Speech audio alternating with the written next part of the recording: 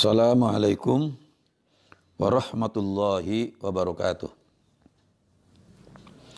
Alhamdulillahi rabbil alamin. Wa bihi nasta'in ala umurid dunya waddin. Wal aqibatu lil muttaqin. Wa la udwana illa ala zalimin.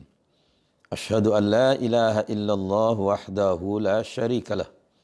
Wa ashhadu anna Muhammadan abduhu wa rasuluh.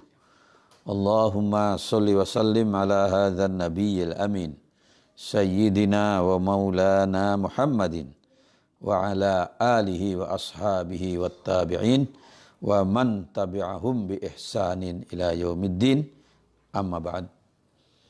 Para pemirsa, para jamaah, ikhwan, para sahabat yang kami cintai dan kami banggakan, hari ini dengan bersyukur kehadirat Allah atas segala rahmat dan taufiknya, alhamdulillah kita dapat jumpa kembali dalam kajian kitab Arifur Rahman di Tafsirul Quran. Hari ini kita memasuki surat Al-Baqarah, ayat pertama dan seterusnya. Ini disebutkan di awal Al-Baqarah itu manusia dalam 3 golongan. Surat ini dinamai Al-Baqarah yang artinya sapi betina karena di dalamnya disebutkan tentang kisah penyembelihan sapi betina yang diperintahkan oleh Allah Subhanahu wa taala pada Bani Israel di masa Musa alaihissalam. Perintah itu disampaikan untuk mengungkap tabir dari pembunuhan misterius yang terjadi pada masa itu. Surat ini terdiri dari 286 ayat, termasuk surat Madaniyah. Diturunkan pada periode awal setelah Nabi berhijrah ke Madinah. Ia merupakan surat yang paling panjang dan paling banyak ayat-ayatnya bila dibandingkan dengan surat-surat lain dalam Al-Quran. Jadi Al-Baqarah ini surat yang paling panjang dan paling banyak ayatnya. Bahkan di surat ini juga ada satu ayat yang terpanjang di seluruh Al-Quran. Yaitu ayat idza tadayantum bidainin ila ajalim musamma faktubu. Itu ayat terpanjang sekali, terpanjang di Al-Quran. Ya, ayat mengenai utang piutang, rupanya utang piutang memang masalah panjang itu. Ya, itu di Al-Baqarah saya lihat. Ya, ayat yang terpanjangnya di situ. Huruf hijaiyah atau abjad alif lam mim yang terdiri dari alif, lam dan mim pada awal surat Al-Baqarah merupakan pembukaan surat tersebut. Jadi ayat pertama itu alif lam mim dzalikal kitabu la raiba fi. Ada 29 surat dalam Al-Quran yang diawali dengan huruf abjad atau huruf hijaiyah. Yaitu satu surat Al-Baqarah yang kita bahas sekarang dengan alif lam mim. 2 surat Ali Imran dengan alif lam mim. 3 surat Al-A'raf dengan alif lam mim sod. 4 surat Yunus dimulai dengan alif lam ra. 5 surat Hud diawali dengan alif lam ra. 6 surat Yusuf dengan alif lam ra. 7 surat Ar-Ra'd dengan alif lam ra.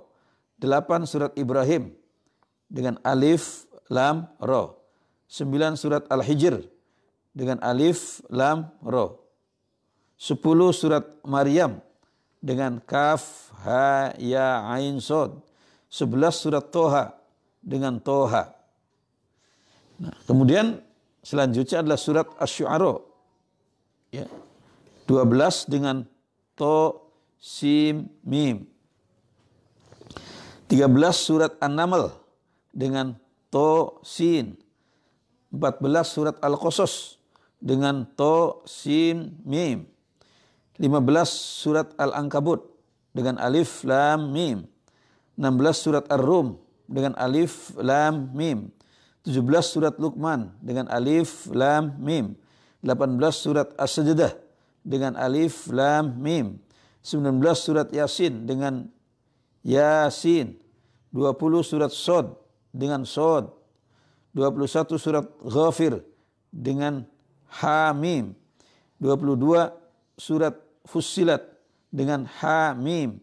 23 surat Asy-Syu'ara dengan Hamim. 24 surat Az-Zuhruf dengan Hamim. 25 surat Ad-Dukhan dengan Hamim. 26 surat Al-Jasiyah dengan Hamim. 27 surat Al-Ahqaf dengan Hamim. 28 surat Qaf dengan Qaf. 29 surat Al-Qalam dengan Nun. Jadi inilah para pemirsa, para jamaah sekalian, di seluruh Al-Quran ya sudah kita sebutkan tadi ada 28 surat, 29 surat ya. 29 surat yang menggunakan huruf hijaiyah di awal. Ada alif lam mim, ada alif lam ro, ada kaf ha ya ain shad, ada hamim, ada toha dan lain sebagainya. Para mufassir berbeda pendapat mengenai huruf-huruf hijaiyah yang menjadi pembuka beberapa surat dalam Al-Quran. Jadi ahli tafsir berbeda di sini. Ya. Pendapat itu antara lain yang pertama, menyerahkan makna surat itu pada Allah SWT. Mereka menyebutkan dengan wallahu a'lamu bimuradih. Allah sajalah yang lebih mengetahui maksudnya. Nah, jadi begitu mereka menjumpai ayat ini, ahli tafsir selalu mengatakan wallahu a'lam bimuradih. Alif lam mim wallahu a'lam bimuradih. Yasin wallahu a'lam bimuradih. Itu dilakukan oleh sebagian ahli tafsir. Surat tafsir Al-Jalalain menggunakan ini, ya, wallahu a'lam bimuradih. Mereka memasukkan ayat tersebut ke dalam ayat-ayat mutasyabihat. Ya, jadi Al-Quran ada dibagi dua, muhkamat yang jelas artinya, mutasyabihat yang samar-samar. Maka mereka, kelompok ini yang mengatakan wallahu a'lam bimuradih, memasukkan surat-surat yang menggunakan huruf hijaiyah di awalnya itu sebagai ayat mutasyabih. Maka mereka mengatakan dengan jawaban yang lebih aman, wallahu a'lam bimuradih. Ahli tafsir yang kedua menilai bahwa huruf-huruf pembuka surat tersebut difahami sebagai sesuatu yang bersifat sensasi sehingga dapat menarik perhatian para pendengarnya. Nah, ini ahli tafsir yang kedua. Kita sering kalau mengikuti berita atau informasi melalui surat kabar, majalah, ya medsos itu menggunakan lafaz-lafaz sensasi. Apa tujuannya? Untuk menarik perhatian. Ya, menarik perhatian para pendengarnya. Kalimat seperti itu belum pernah didengar oleh bangsa Arab sebelumnya. Setelah mereka memperhatikan, dibacakanlah ayat berikutnya yang berisi petunjuk kebenaran. Jadi di kalangan orang-orang Arab nggak pernah diketahui ya cara komunikasi seperti ini. Maka mereka tersentak kaget. Waktu mereka sedang berkumpul, tiba-tiba Muhammad menyatakan alif lam mim. Mereka kaget. Ada apa ini Muhammad ini? Yang enggak ajaib. Pada saat mereka memusatkan perhatiannya kepada lafaz itu, dibacakanlah ayat berikutnya. Dzalikal kitabu la raiba fi. Kitab Al-Quran ini tidak ada keraguan di dalamnya. Dan seterusnya. Jadi setelah mereka memperhatikan dari ayat-ayat mutasyabihat tadi yang bersifat sensasi tadi, akhirnya mereka memperhatikan ayat berikutnya. Ya. Dzalikal kitabu la raiba fi. Kitab Al-Quran ini tidak ada keraguan di dalamnya. Hudal lil muttaqin, petunjuk bagi orang-orang yang bertakwa. alladzina yu'minuna bil ghaibi, dan seterusnya. Jadi isinya itu diperhatikan oleh mereka karena cara-cara seperti ini nggak pernah dikenal di kalangan orang-orang Arab. Ini pendapat ahli tafsir yang kedua.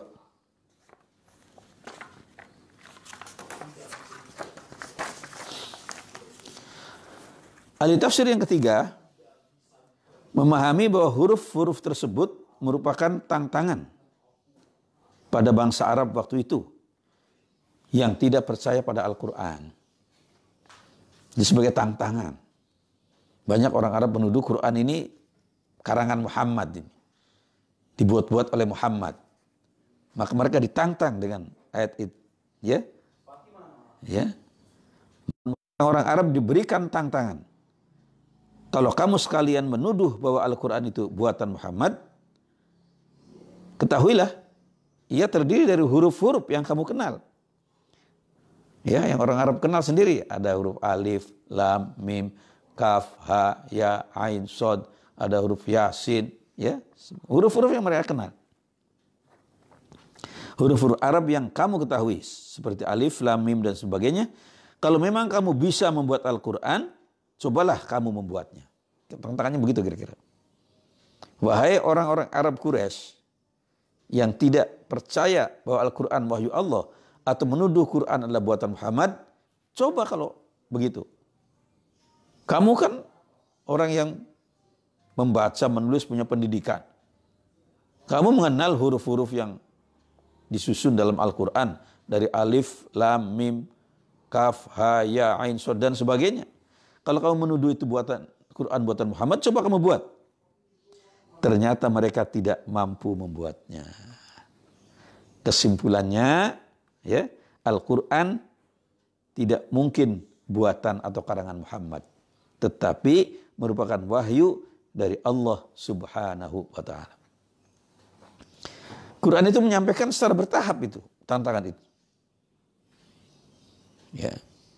Misalnya ditantang, cobalah kamu buat seluruh Al-Quran seperti ini tadi. Mereka nggak bisa. Coba kalau kamu nggak bisa juga membuat Al-Quran dan kamu menuduh ini buatan Muhammad, coba kamu buat bi'ashri suwarim misli. 10 surat aja. Seperti Al-Quran. Mereka nggak bisa juga. Mereka mengarahkan ahli sastranya, ahli syair, nggak bisa. Kemudian dikurangi lagi dengan satu ayat. Ya, dengan satu surat. Tadi kan 10 surat. Gak bisa, satu surat aja. Ini disebutkan di Al-Baqarah.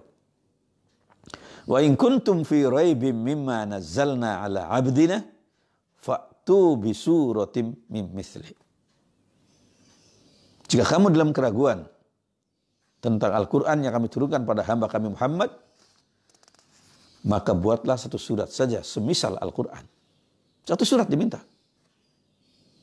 Kemudian dilanjut ayat berikutnya, fa illam taf'alu, jika kamu tidak bisa membuatnya, walan taf'alu, pakai lan di situ, dan memang tidak akan bisa membuatnya untuk selama-lamanya. Ini pernyataan Al-Quran. Kalau kamu tidak bisa membuat Al-Quran dan memang kamu selamanya nggak akan bisa, gitu kira-kira. Fattaqun narul lati waquduhan nas wal hijarah. Maka takutlah kalian pada api neraka yang bahan bakarnya adalah manusia dan batu. Uiddat ay huyyat, disediakan lil kafirina, bagi orang-orang kafir. Nah, inilah nggak bisa mereka.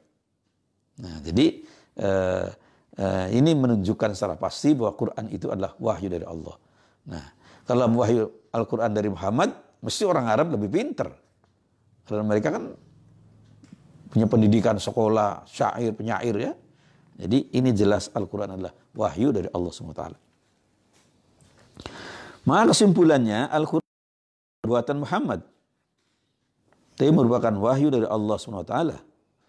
Ahli tafsir yang lain, yang berikutnya selain yang 3 macam tadi, memberikan makna yang berbeda-beda dan banyak pendapat yang dikemukakan, ya macam-macam itu. Ada yang menyebutkan bahwa kalau alif lam mim itu di dalam surat itu yang terbanyak hurufnya alif lam dan mim.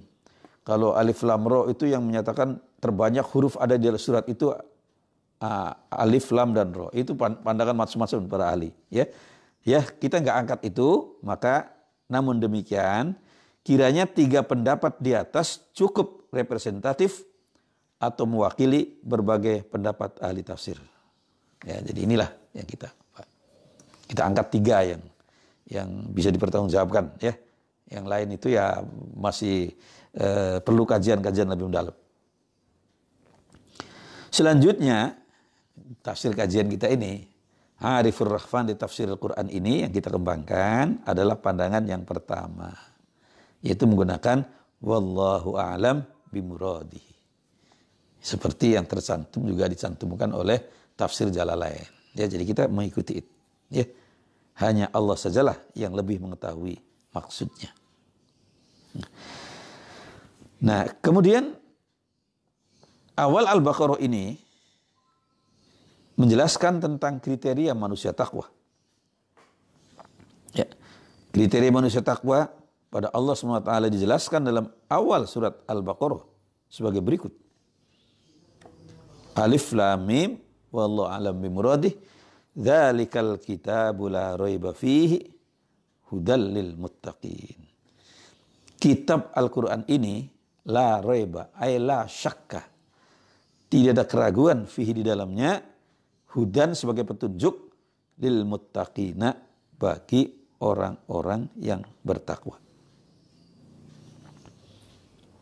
Tegaskan ayat pertama. Kitab Al-Quran ini tidak ada keraguan di dalamnya. Jelas, terang. Kemudian apa dia fungsinya? Hudan lil muttaqin, sebagai petunjuk bagi orang-orang yang bertakwa. Orang-orang yang bertakwa, petunjuknya adalah Al-Quran. Kemudian mungkin dipertanyakan, kenapa aku pakai dzalika? Dzalika kan isim isyarah untuk limakanin ba'id, untuk jauh itu kan. Berarti Al-Quran itu enggak. Ini menggunakan ismul isyarah limakanin ba'id. Ya. Tapi tujuannya adalah hadza, ini. Apa? Lita'zim, untuk mengagungkan. Ya, jadi untuk mengagungkan Al-Quran. Ya, tetap terjemahnya kitab Al-Quran ini tidak ada keraguan di dalamnya sebagai petunjuk bagi orang yang bertakwa. Ya.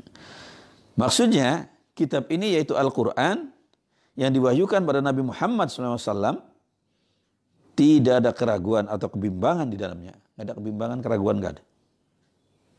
Al-Quran merupakan petunjuk bagi umat manusia yang sangat jelas dan mudah difahami. Ya. Sangat jelas Quran. Mudah difahami, nggak sulit. Mengenai hal ini jelaskan firman Allah, Qul man kana aduwwan li Jibril fa innahu nazzalahu ala qalbik. Katakanlah, man kana aduwwan li Jibril, barang siapa yang menjadi musuh dari Jibril, fa innahu nazzalahu ala qalbika, sesungguhnya dialah Jibril yang menurunkan Al-Quran ini atas dalam hatimu. Biiznillah, dengan izin Allah. Musaddiqan, fungsinya adalah musaddiqan, membenarkan lima baina yadayhi, apa yang ada, ya, kitab-kitab yang ada di tangan mereka, tangan orang-orang ahli kitab, orang Yahudi dan Nasrani, meluruskan kembali sebagai batu ujian untuk melihat, ya, semua kitab-kitab lama yang cocok dengan Al-Quran itu diabadikan dalam Al-Quran. Nah, kalau ada yang enggak, yaitu yang dikoreksi oleh Al-Quran. Ya, mungkin sudah ada campur tangan manusia kitab-kitab lama, maka cara mengeceknya dari situ. Kalau sama dengan Al-Quran, it's okay. Kalau bertentangan, yaitu kita mengikuti Al-Quran. Ya. Ya. Wahudan wa busyral lil mu'min, selain dari batu ujian dia, ya, untuk kitab-kitab lama, untuk mengoreksi kitab-kitab lama dan membenarkan kitab lama, jangan lupa itu. Membenarkan lu, terbanyak itu membenarkan. Ada sedikit mengoreksi. Ya. Nanti koreksiannya nanti kita bahas di ayat lain, nanti ada penjelasannya. Ya. Min baina yadayhi, di antara tangan mereka orang Yahudi dan Nasrani, wa hudaw wa busyrul mu'minin, dan dia merupakan petunjuk Tadi seperti Al-Baqarah awal, hudan. Wa busyra, dan berita gembira. Ini ada tambahannya. Sebagai petunjuk dan berita gembira untuk siapa? Lil mu'minina, bagi orang-orang mukmin.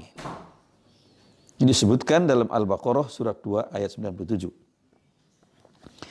Di ayat lain disebutkan juga hadza bayanul linnasi wa hudaw wa mau'izatul lil muttaqin.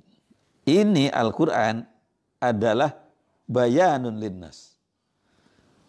Penjelas, penerang bagi umat manusia. Linnasi, semua manusia di sini. Alnya lil istighraq. Penerang, penjelas bagi semua umat manusia. Wahudan, dan petunjuk. Wa mau'izatan. Wahudan, dan petunjuk. Wa mau'izatun, dan nasihat bimbingan. Nasihat bimbingan pelajaran. Untuk siapa? Lil muttaqina, bagi orang yang bertakwa. Ini disebutkan dalam surat Ali Imran surat 3 ayat 138. Jadi ini jelas sekali Quran. Ya. Ayat satu sama lain saling melengkapi. Bersifat komplementari dan komprehensif. Sehingga kita memahami ayat itu jangan dengan satu ayat aja, harus dikaitkan dengan ayat-ayat lain yang ada relevansinya. Ya, ini yang kita ambil dari surat Ali Imran surat 3 ayat 138. Di ayat lain tegaskan walaqad yassarnal qur'ana lidzikri fahal min muddakir. Dan sungguhnya telah kami mudahkan Al-Qur'an. Walaqad, dan sungguh. Yassarna, kami telah memudahkan Al-Qur'an. Ya. Ya, jelas sekali di sini. Lidzikri, untuk pelajaran. Fahal min muddakir. Apakah kamu orang yang mengambil pelajaran? Ini jelas Allah telah memudahkan Al-Quran bagi orang-orang yang mau mengambil pelajaran dari Al-Quran. Dan apakah kamu orang yang mau mengambil pelajaran itu? Ini surat Al-Qamar surat 17 ayat 22 ya. 22 dan seterusnya. Ya, inilah yang kita sebut. Al-Quran merupakan petunjuk bagi mereka yang bertakwa agar memperoleh kebahagiaan di dunia dan di akhirat. Mereka yang bertakwa adalah orang-orang yang selalu menjaga dirinya. Arti takwa ini. Dan dengan takwa itu takut. Enggak begitu. Itu hanya satu aspek pengertian. Ya. Yang aslinya takwa itu menjaga dirinya dari perbuatan tercela. Itu takwa. Orang yang mau menjaga dirinya supaya terlepas dari perbuatan yang tercela. Mereka melaksanakan segala perintah Allah dan menjauhi segala larangannya. Itulah arti takwa. Orang yang sangat berhati-hati menjaga diri agar tidak terjerembab dalam hal-hal yang tercela, dan dia melaksanakan segala perintah Allah, dan kemudian apa? Menjauhi segala larangannya. Itu kalimat di segalanya itu yang sangat penting. Ya, kalau melaksanakan perintah Allah bisa mudah, kita sholat perintah Allah. Ya, kita mengaji perintah Allah. Tapi kalimatnya semua perintah Allah, jadi seluruhnya. Ya. Demikian juga menghindari, ya, wajtinabu nawahi, menghindari segala yang dilarang oleh Allah. Segala, bukan cuma satu atau dua. Semua yang dilarang Allah kita hindari. Kriteria manusia takwa berikutnya dijelaskan. Yang pertama, siapa dia? Alladzina yu'minuna bil ghaibi. Yaitu alladzina, orang-orang yang yu'minuna, beriman, bil ghaibi, terhadap yang gaib. Gaib adalah segala sesuatu yang tidak dapat ditangkap dengan panca indera. Ya, gaib. Ada tapi nggak bisa diinderai oleh kita. Ya. Gaib dibagi menjadi dua bagian. Yaitu gaib hakiki dan gaib idhafi. Yang gaib hakiki ini tidak mungkin dapat dibuang kegaibannya. Gak mungkin dapat disingkapkan tabir kegaibannya. Hakiki. Misalnya tentang roh, itu gak bisa. kemajuan sains betapapun tingginya, betapapun menakjubkan, nggak bisa membicarakan tentang ruh. Ya, tentang zat Tuhan, nggak bisa. Ghaib hakiki. Nah, yang kedua ghaib idhofi. Ghaib idhofi itu ghaib yang bersifat sementara. Sementara sains dan teknologi belum membongkar dia. Ya, belum mengungkap tabir keghaibannya. Itu ghaib idhofi. Saya ambil contoh. Dulu gerhana matahari dan bulan itu masih gaib. Sebagai sesuatu yang gaib, orang nggak tahu. Tiba-tiba ada gerhana, kaget orang. Tapi Nabi katakan, sholat, bersedekah. Ya. Sehingga orang-orang di kalangan bangsa Arab waktu itu, waktu ada gerhana matahari, ya, dia mengatakan, kebetulan dengan berbarengan dengan wafatnya putra Nabi bernama Ibrahim dari Maria Al-Qibtiyah, orang mengatakan, oh ini ada gerhana ini karena meninggalnya orang besar. Nah, itu ditolak oleh Nabi. Inna syamsa wal qamaru ayatani min ayatillah la yankhosifani li mauti ahadin wala li hayatin. Kata Nabi, matahari dan bulan itu hanya dua tanda dari tanda-tanda kekuasaan Allah yang banyak. Keduanya tidak terjadi gerhana karena mati atau lahirnya orang besar. Apabila kamu melihatnya, fasallu, salatlah, wa tasaddaqu, bersedekahlah. Jadi ditolak itu pandangan-pandangan yang sifatnya tahayul oleh Nabi langsung. Nah di kita juga begitu, bahkan sampai sekarang masih ada tahayul itu.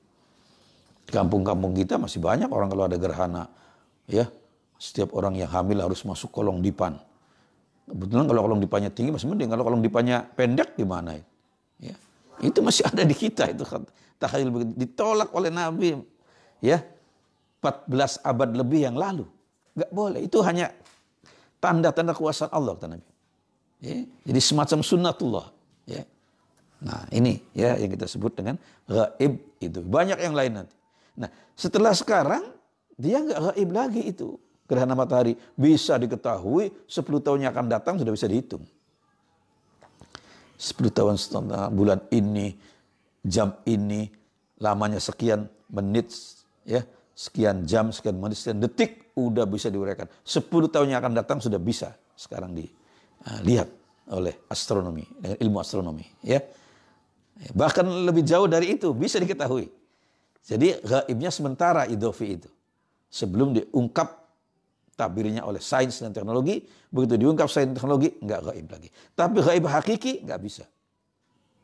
Orang meneliti ruh misalnya, ya, meneliti kehidupan setelah mati, mau pasang apa itu, rekaman di dalam kuburan, ya enggak ada apa-apa. Paling-paling dapat suaranya jangkrik gitu ya. Ya, nggak bisa roh itu ya. Maka ditegaskan di Al-Quran, wa yas'aluna ka'anir ruh ulir ruh min amri rabbi. Mereka bertanya pada Muhammad tentang ruh. Katakanlah ruh itu adalah urusan Tuhanku. Wa ma utitum minal ilmi illa qalila. Aku tidak berikan ilmu tentang ruh itu pada kamu sekalian illa qalila, sedikit saja. Jadi nggak bisa. Ya, jadi namanya gaib hakiki dan idhofi. Ini supaya jelas, ya, supaya kita bisa paham. Karena kadang-kadang, oh buktinya katanya sudah dijelaskan sains nggak gaib. Ya itu yang idhofi, tapi yang hakiki nggak bisa. Ya. Ya, itu yang supaya kita paham. Gaib hakiki adalah gaib yang bersifat abadi dan berada di luar empiri dari pemikiran manusia. Seperti zat Allah SWT, roh, malaikat, dan makhluk-makhluk lainnya yang gaib. Ya, itu hakiki, nggak bisa ya. Sedangkan gaib idhofi adalah gaib yang bersifat sementara. Sementara belum terungkap oleh kemajuan sains dan teknologi. Misalnya gerhana bulan atau gerhana matahari. Dulunya gaib, setelah diketahui oleh sains dan teknologi yang kita kenal dengan ilmu astronomi, maka tidak gaib lagi. Peristiwa gerhana sekarang dapat diketahui selama berapa jam atau menit dan sampai sejauh mana terjadinya benda-benda alam di luar tata surya kita, termasuk gaib idhofi. Mungkin suatu saat akan diketahui dengan kemajuan sains dan teknologi. Jadi benda-benda alam pun termasuk gaib idhofiyah. Yang hakiki itu adalah roh, tentang zat Allah, tentang makhluk-makhluk gaib, ya nggak bisa itu diteliti dengan sains. Termasuk dalam mempercayai yang gaib adalah percaya pada Allah Subhanahu wa taala. Itu keyakinan pada Allah itu gaib. Menjadi rukun iman pertama. Amantu billah. Kita beriman kepada Allah. Apa iman itu? Ada 3 komponen. I'tiqadun bil qalbi, wa iqrarun bil lisan, wa amalun bil arkan. Ya, jadi meyakini dalam hati, mengikrarkan dengan lisan, asyhadu itu, kalimat syahadat, dan merealisasi dalam perbuatan. Itu hakikat dari iman. Nah, jadi termasuk beriman pada Allah itu termasuk gaib hakiki. Kemudian juga tentang malaikat. Percaya pada malaikat. Mengenai adanya surga dan neraka, alam kubur dan sebagainya, semua itu gaib. Ya, adalah gaib yang tidak bisa diungkapkan oleh. Ya. Okay. Termasuk dalam percaya yang gaib adalah percaya pada Allah, percaya pada malaikat, surga, neraka, alam kubur dan sebagainya. Beriman kepada Allah SWT merupakan prima causa. Ya, penyebab pertama dari iman-iman kepada yang lainnya. Sesuai dengan firman Allah SWT, kita percaya pada malaikat, mahsyar atau barzah, adanya makhluk gaib seperti jin dan iblis merupakan konsekuensi logis dari beriman kepada Allah SWT. Jadi al-imanul ijmali itu adalah singkat sekali.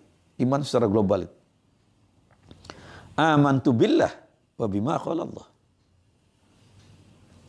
Aku beriman pada Allah dan apa yang difirmankan Allah. Jadi rukun iman itu kalau mau diperas, yang aslinya satu. Beriman pada Allah. Iman pada yang lain, malaikat, kitab, nabi, itu berdasarkan beriman pada Allah. Ya, jadi namanya al-imanul ijmali. Iman secara global itu amantu billah wa bima qala Allah. Amanna billah, kami beriman pada Allah dan apa yang difirmankan Allah kita iman semua. Itu hakikat dari. Jadi semua itu merupakan konsekuensi logis dari beriman pada Allah Subhanahu wa taala. Karena beriman kepada hal-hal yang gaib tersebut berdasarkan pada firman-firmannya atau firman Allah, iman yang dimiliki seorang dapat membuat dirinya menjadi makhluk atau individu dan sosial yang suka tolong-menolong, gotong royong, berjuang dan lain sebagainya. Jadi makhluk itu sebagai manusia, sebagai makhluk sosial yang beriman pada Allah, maka dia akan menjalin hubungan yang baik dalam kehidupan bermasyarakatnya. Berinteraksi dengan masyarakatnya baik. Tolong menolong, beribah hati, bantu-membantu, ya, dan seterusnya. Termasuk terhadap makhluk lain. Tugas manusia muslim menjadi rahmat bagi alam semesta. Bukan semua bagi manusia. Rahmatan lil alamin. Jelas sekali.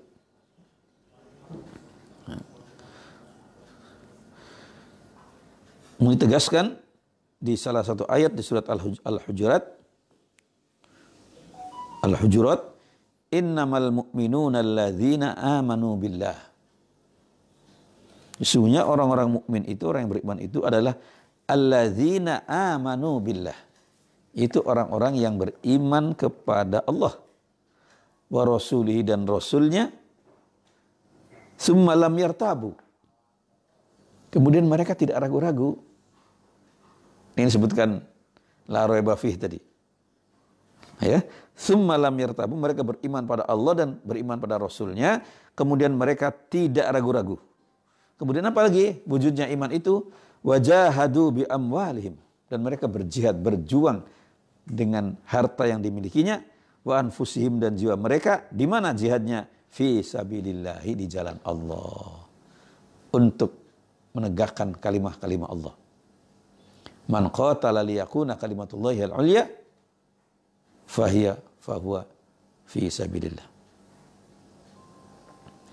Barang siapa yang berjuang untuk menegakkan kalimah Allah, menegakkan ajaran-ajaran agama, maka dia itu berada di jalan Allah.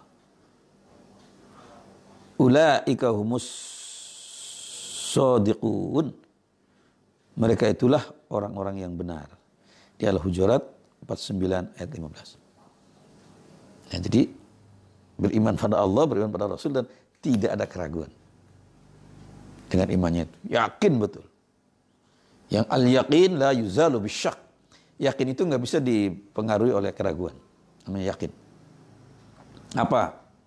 Misalnya, saya meyakini bahwa 3 lebih sedikit dari 10. Itu yakinnya nggak bisa dirubah itu. Ya. Bahwa 3 lebih sedikit dari 10. Atau 10 lebih banyak dari 3. Itu keyakinan yang nggak bisa diragukan. Meskipun sampai misalnya ada orang bisa jalan di atas air, dia mengatakan 3 lebih banyak dari 10, tetap kita tolak. Ya, tetap salah dia. Artinya itulah keyakinan yang betul-betul iman seperti itu. Luar biasa ya. Tidak bisa dihapuskan atau dijadikan remang-remang dengan keraguan. Dia yakin betul bahwa 3 lebih sedikit dari 10. 10 lebih banyak dari 3. Itu artinya iman. Ya. Kemudian apa? Wujud dari imannya itu di tengah-tengah masyarakat adalah wajahadu. Berjuang, berjihad. Bi amwalihim, dengan harta mereka. Wa anfusihim, dan jiwa mereka. Fi sabilillah. Ya. Ulaika humus shadiqun. Mereka itulah orang-orang yang benar. Jadi ini hakikat dari iman. Iman yang dimiliki seorang muslim dapat bertambah dan berkurang. Ingat, ini penting ini. Ya, bisa bertambah dan berkurang. Apabila orang itu berbuat kebajikan dan beramal yang soleh, maka imannya bertambah. Begitu orang berbuat kebajikan, beribadah, bersedekah, berzakat, membantu sesama, menyantuni fakir miskin, menyantuni anak yatim, itu imannya bertambah langsung. Grafik imannya naik.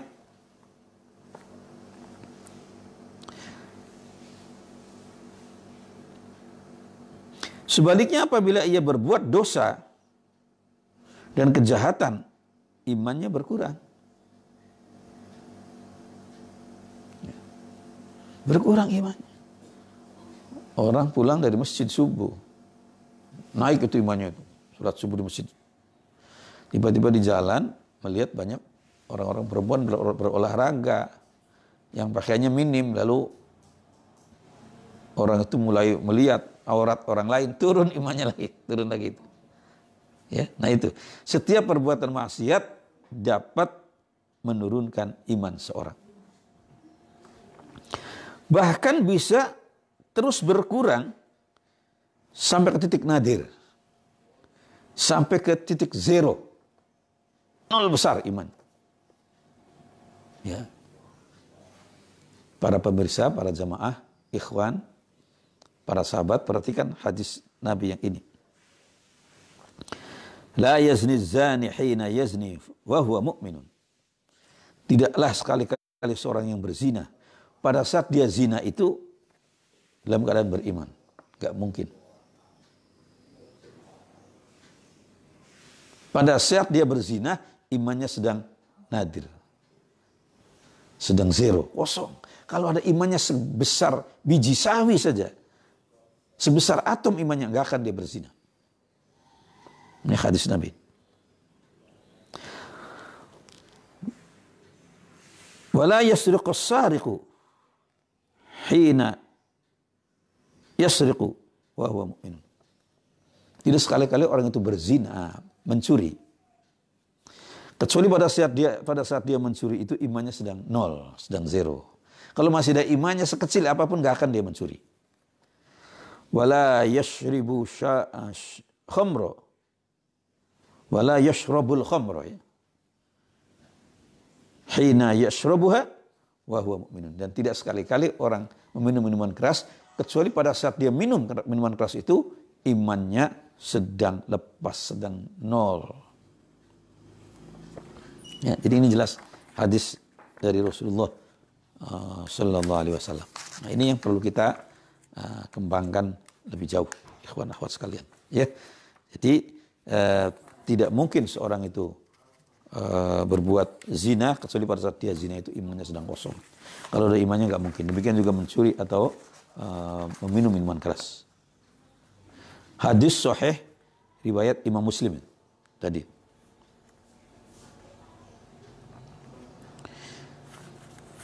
Kriteria manusia bertakwa yang kedua adalah wa yuqimunas sholata, yaitu orang-orang yang mendirikan sholat. Itu ciri manusia takwa, kriterianya. Mendirikan sholat maksudnya adalah mengerjakan sholat dengan sepenuh hati, tidak setengah hati, dengan sungguh-sungguh mengerjakan rukun-rukunnya, syarat-syarat sholatnya, dan sunnah-sunnahnya sesuai dengan petunjuk Allah dan Rasulnya. Ya, sholat kita lakukan dengan sepenuh hati, tidak dengan setengah hati, sesuai dengan tuntunan Allah dan Rasulnya. Sholat tersebut selain dikerjakan secara lahiriah, juga dikerjakan secara batiniah. Bukan sholat lahir dalam arti ruku, sujud, duduk, bukan, atau berdiri, bukan. Tetapi harus dilanjutkan dengan sholat secara batiniahnya, secara ruhnya, sehingga menghadirkan ruhus sholat, menghadirkan ruhus sholat, ya, menghadirkan kekhusyuan, keikhlasan dan ketundukan pada perintah Allah SWT. Itu sholat, bukan sekedar gerak ragawi, berdiri, ruku, sujud, bacaan, bukan, tetapi dilanjutkan dengan kekhusyuan yang mendalam, keridhaan yang sungguh-sungguh, keikhlasan dan ketundukan, ketaatan pada perintah Allah SWT. Salat pengertiannya secara etimologis adalah doa dan pujian, secara etimologis. Sedangkan pengertian secara terminologis adalah aqwalun wa af'alun muftatahatun bit takbir wa muhtatamatun bit taslim bi syaraitu mahsusatin. Yaitu suatu ibadah yang diawali dengan takbir, ya, suatu ibadah yang terdiri dari ucapan dan perbuatan yang diawali dengan takbir dan diakhiri dengan salam. Jadi satu salat. Wujudnya itu ibadah yang terdiri dari ucapan. Dalam salat ada bacaan Fatihah, ada tasyahud, ada gerakan juga, ada amal di situ, perbuatan, ada berdiri, ruku, sujud. Ya, ya, dengan syarat yang telah ditentukan. Bisyaraitu mahsusatin. Ya, inilah para jamaah, ikhwan, akhwat yang kami cintai. Ya, kajian kita sampai di sini dulu. Insya Allah akan kita lanjutkan pada kajian berikutnya. Ya, ya, baru beberapa ayat karena uraiannya agak mendalam. Maka waktunya sudah cukup. Insya Allah kita jumpa pada hari Senin yang akan datang. Wabillahi ridha wal inayah. Wassalamualaikum warahmatullahi wabarakatuh.